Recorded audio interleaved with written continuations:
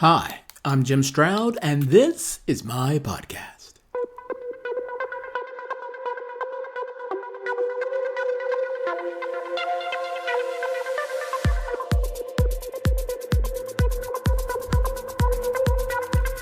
The resume is dead. Long live the resume. Details after this.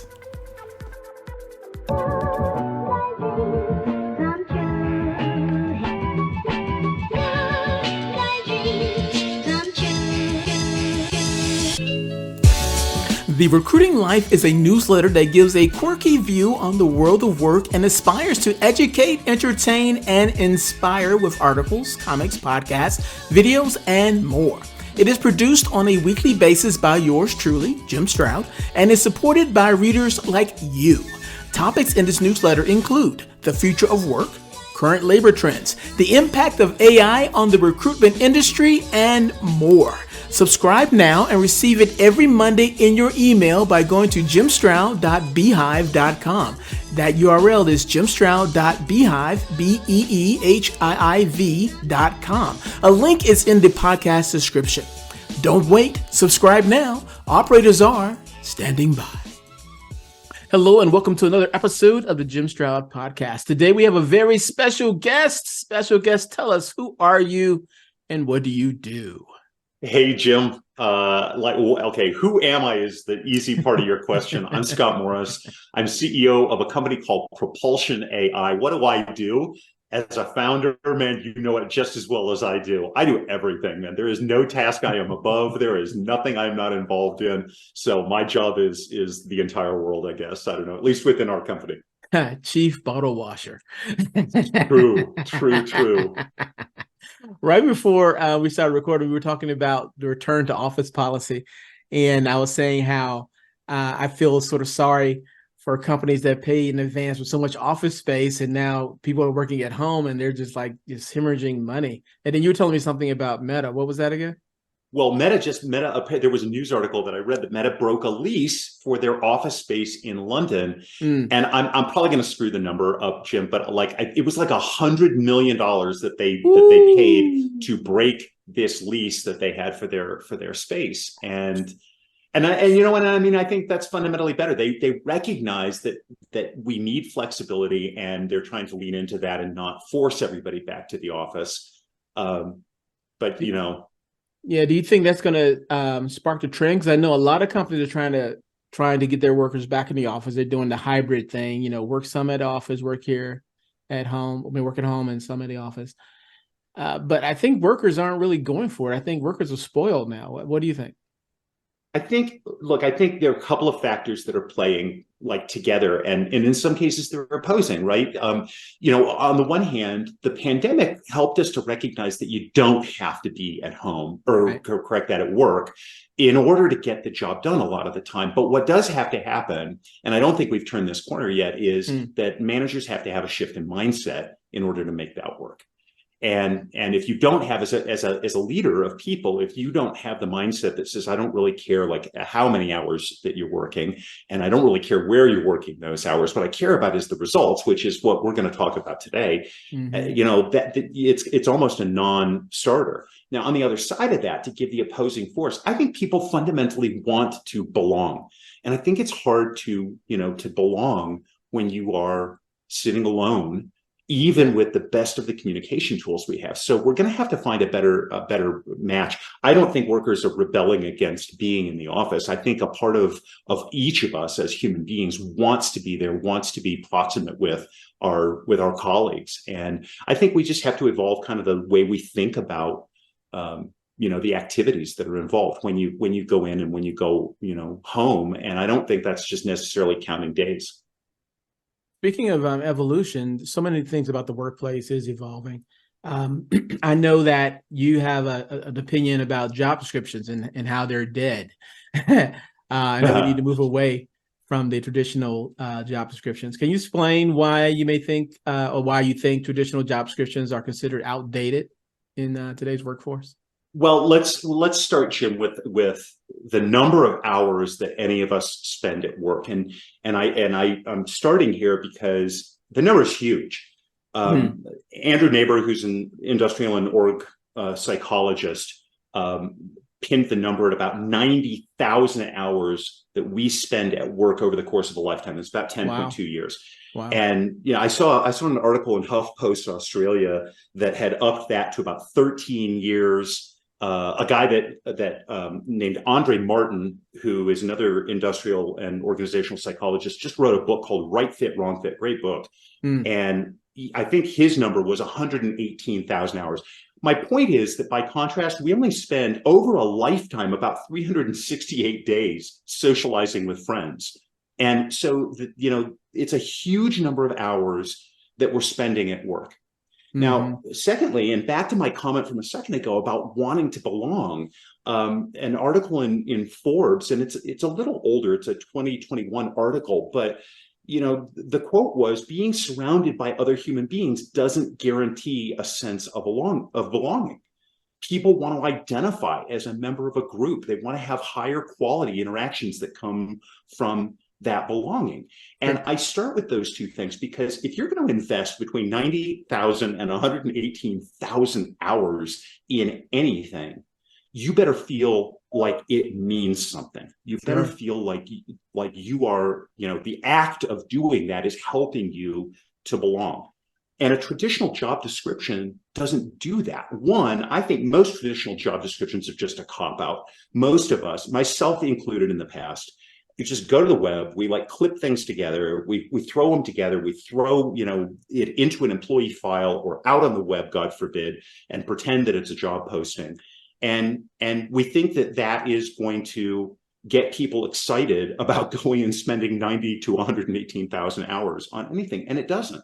Just a quick interjection there, because when you said that, it reminded me of an experiment I did where I looked at a template for a job description, and I took out some of the language, and I did a search on Google to see how many other job descriptions were using that same template, and it was like hundreds, if not thousands. So yeah, amazing, isn't it? It is. The key question that you got to answer is, what the heck am I doing here? Yep. That's what a really great job description should say. And when you think about it, Jim, it's the first communication you have with anybody about this job. You're going to put something out there, and if you're not leading with, here's why you're going to get excited about belonging to our company, you're missing the boat.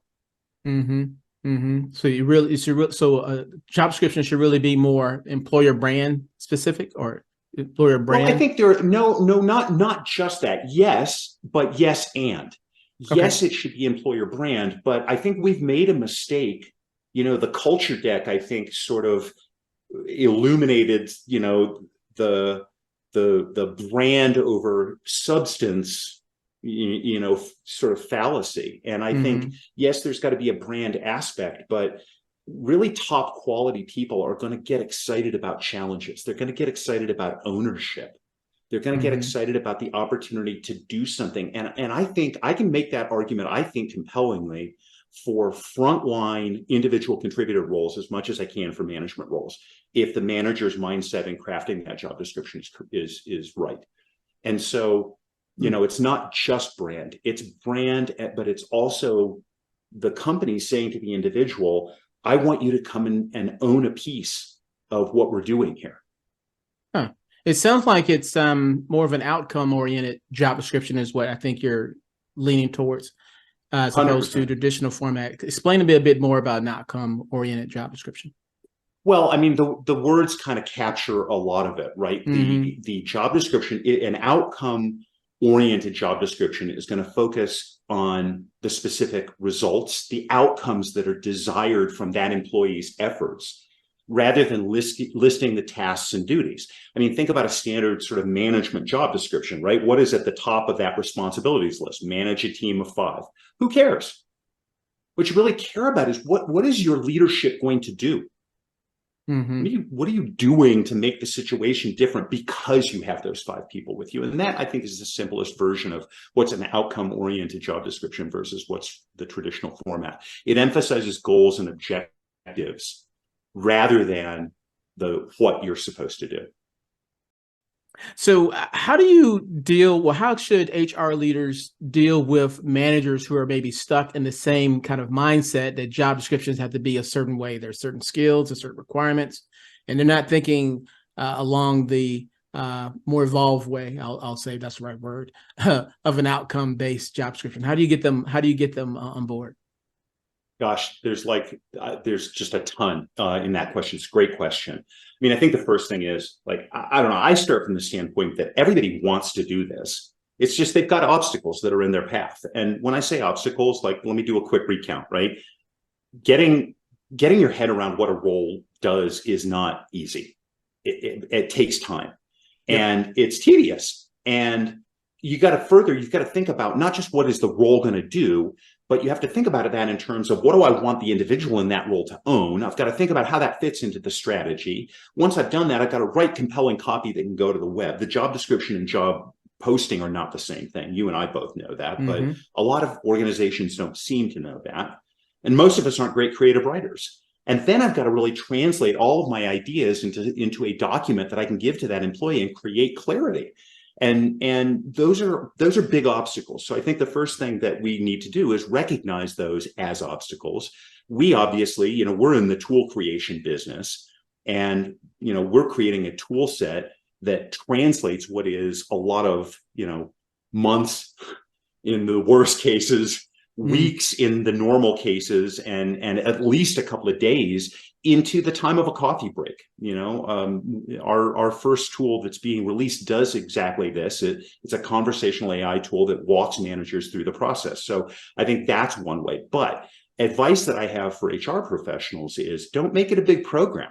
Use an agile mindset, not a waterfall, and start with a coalition of the willing. I've been doing this for about 10 years, this being focusing on building outcome oriented job descriptions. And, I've always looked for, who are the people that are going to grab onto this easily, work with them, and let them start to evangelize this within the company on my behalf rather than trying to have a big program. And the fact that now, especially in Propulsion AI's case, we're bringing tools to market that are making this really easy, I think is going to speed up that process for a lot of HR and talent acquisition professionals. How do you measure the success of an outcome oriented job description versus traditional job description? Are you looking at, is it the caliber of candidates, or is it the volume, or how do you qualify which is the more successful approach? Look, I think first of all, Jim, and I don't know where you come out on this. Mm, You've been in this business a very long time. mm, I think volume is like a myth. Like, I don't want 300 candidates for a job. I want 10 of really good candidates. sure. And so candidate quality, yeah, I think that's got to be a metric for this, because if you do it right, your job posting, and I know this sounds so counterintuitive, your job posting should obviously attract in the right people, but it should also scare the heck out of the wrong people. You don't want people that are not fundamentally ready to take on hard challenges to apply Mm, for your role, because you're going to go blind on reading those resumes. So I think a lot of people feel great. I got 300 applicants for this job, and I think that's a badge of like honor for mm. some organizations. But human recruiters can't process that volume, and even with automation tools, it's nearly impossible. And you don't want to go blind reading those resumes. You want 10 really, really good ones. But beyond that, I mean, and I'll tell you a personal story. I hired a vice president of talent acquisition in my last role working for another company. And she came in and she said to me, Scott, I have never in my entire career, and this was a really accomplished individual, she said, Mm. I've never felt so clear about what I was supposed to do from day one, because of Wow. how you use that, how you wrote the job description, and second, how you used it in the selection process. And I think just asking people like, how clear do you feel? It's always, this is my last step when I sit down with somebody before I extend them an offer, is I sit down with the job description and I say, like, let's get between us, let's get all of the ambiguity out of this so that you and I are both 100% certain about how you're going to do what you're going to do, and where you're going to go, and how you feel about it. I really like that approach. And as you were saying that, I was thinking about when I was a teenager, and I saw this commercial about the Army, be all you can be. and it says we do more by 6 a.m. or by 9 a.m. than most people do all day. And I say, you know what? I'm out because I like to sleep in. I like my sleep. I'm thinking that's a really good example of an outcome oriented job description, because it's telling you the outcome. And by seeing that at the time, I'm thinking, nope, that's not me. So I'm selected out of self-selected myself. And to build on that example, Jim, everybody fits somewhere. Not, everybody doesn't fit everywhere, but everybody fits somewhere. And we've had this giant information asymmetry barrier in our way where it's unclear to me to a certain extent where I'm going to fit in. If we get out of the company mindset for a second and get into the candidate mindset, think about the dearth of tools that are available for candidates to really interview companies. You just don't get that chance. And I think now, putting the company hat back on, if I'm present to that, I want to try and get rid of that, as much of that as I can. And clarity in that job description is one of the tools that I have to do that. I want the people who come in and say, hey, I want to talk to you about this job, I want them to be 100% committed. They can't do that without information. So for the sake of that one person, that one manager that's listening, and he's thinking to himself, or she's thinking to himself, you know what, this sounds really, really good. This outcome oriented job description, I think, is the way to go, or at least a way to experiment. For that person, what are some things they should maybe look out for? They're going to transition from traditional to this outcome oriented job description. What pitfalls should they avoid, in your opinion? Jim, I think the very first pitfall is one of mindset. So let's take a customer service position. And imagine I'm writing a traditional job description for a customer service person. Something that's probably going to appear as a bullet item in that is answer customer service calls. Now, let's say that I reframe that in terms of mindset. Well, I shift my mindset and I reframe it in terms of the ownership that I want that person to accept and to take forward, right? So in an outcomes-oriented job description, I might frame that same concept as ensure 95% customer satisfaction rate. Now, look at the difference between the two. In the first one, I say answer calls. This is your task. You do that. The kind of person that goes in and does that is the kind of person that is within the confines of what I've said. Your job is answer the phone. But I flip that around and I say your job is to get an outcome. That outcome is 95% success rate. Now, the person that takes that job, here's the ideal thing that I want out of that. I want that person to come to me and say, Scott, if that's what you want, you're not paying attention to the right stuff, man. I need to be doing this, that, and the other. And I go, yes, 100%. You're right. That's the kind of relationship that we need to be building. And the job description, the way it's written, either is going to facilitate that and start us on that path, where it's going to hamper things. I'm going to either get a person that says, hey, I'm ready to own that. You want 95%? I can produce 95%, maybe not on day one, but I can get there, and I'm going to experiment with a bunch of tactics. In an outcome-oriented job description, the tactics are left open. Now, remember, the manager is always the manager. The manager doesn't abdicate their right to say, I don't want to invest in that. It's not a free-for-all. It's not the Wild West. But what we want to do is open up people's minds, our own included. And we want to be able to say, look, this is the end point we get there. Let's have a conversation about the best path that we can follow to get there. That's a partnership discussion. And so I think the biggest pitfall for a lot of both managers, those of us that have organizational responsibility for leading other people, and quite honestly, a lot of people in our profession, Jim, we get locked into this. We've got to detail out exactly what we want you to do. And I challenge that. I just say, I just think that's nonsense. I think what we got to start doing is saying, this is where we want to end up. Now let's have a conversation about how we're going to get there. The end is not negotiable. We are getting to this end, but the means that we get there, let's have a debate. Will that make the job description shorter? I don't know whether look, I think a really great job description actually is pretty long, but okay. I think it's long with purpose, right? And the way that we write in Propulsion, the format that we use is just this. We have a statement about the responsibility that is connected to a business outcome. To make it really simple, your job is to increase revenue and profitability. It doesn't like it in the job description. We don't use numbers because the numbers are going to change just like the tactics are going to change. Sure. But your job responsibility doesn't change. Your job is increased revenue and profitability. Now that sets us up for really good performance management because now the tactics that we use this month, this quarter, this half year, this year may vary, but they all should be able to be brought back to that job responsibility of increased revenue and profitability. Now, in the job description, we take that a step further. We say, okay, you could read a statement, increase revenue and profitability. I could read the same statement. 8 other people could read the same statement. And we could have 11 different opinions out of those 10 people about what that statement means. So what we do at Propulsion is we have that statement of responsibility that's connected to a business outcome. And then we have an allocation of time on, in general, we expect you're going to spend about 40% of your time doing this. And then we bullet out a handful of expectations. And the point of the expectations is simply to remove ambiguity. So back to the customer service example for a second. If I say your job is to achieve a 95% customer success rate, I may then bullet out as my expectations, we expect you to resolve customer issues by providing exceptional service, ensure that people always know that we care about the problem that they're facing, and seek regular feedback about the contacts you're having with our customers, right? Those 3 points might clarify my expectation of how we're going to get to that 95% customer success rate. But what they don't do is tell you what to do.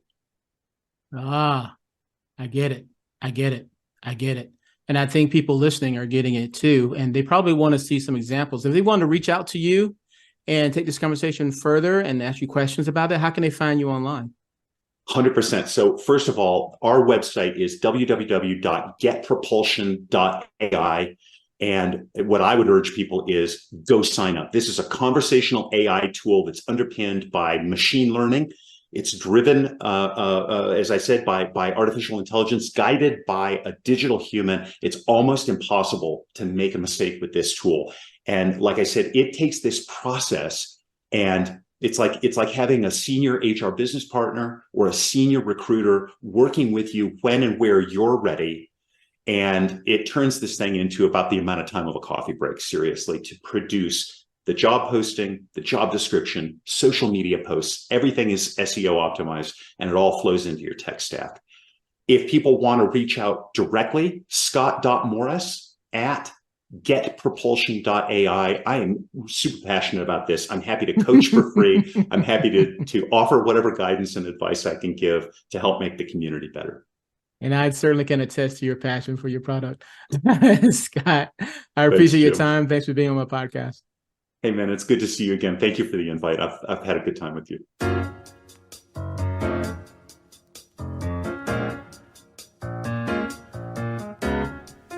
Well, my time is up. I thank you for yours. I'll see you again real soon right here with a brand new episode of the Jim Stroud Podcast.